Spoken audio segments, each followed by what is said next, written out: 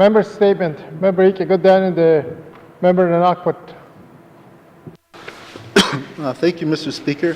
Mr. Speaker, my first statement on the floor in this House in 2015 was on the United Nations Declaration of Rights of Indigenous Peoples. Mr. Speaker, the Northwest Territories was the first jurisdiction in Canada to support UNDRIP and continues to do so today, which I'm very pleased. Mr. Speaker, also the Government of Canada has now signed on to this agreement.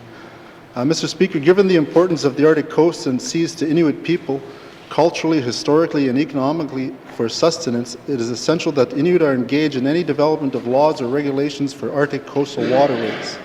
Mr. Speaker, Canada should be engaging with Inuit in the Northwest Territories and Nunavut on any work done in the Northwest Passage under UNCLOS or United Nations Convention of the Law of the Sea following the UNDRIP principles. There should be a culture shift in Ottawa. Mr. Speaker, Indigenous peoples are not a liberal conservative issue, nor a NDP PPC issue, and we should have consistent engagement from Ottawa on issues that impact our way of life, regardless of who is in power. We must continue to implement at all levels of government to ensure our rights and our land claim agreements, which are not only ours, but are the responsibilities of governments, or the responsibility of the governments of the Northwest Territories and the federal government as well, Mr. Speaker. Mr. Speaker, I'll quote Senator Murray Sinclair, who's been advocating for Indigenous people throughout his career. He states the Senate is still debating this, and it seems to be stalling with some senators.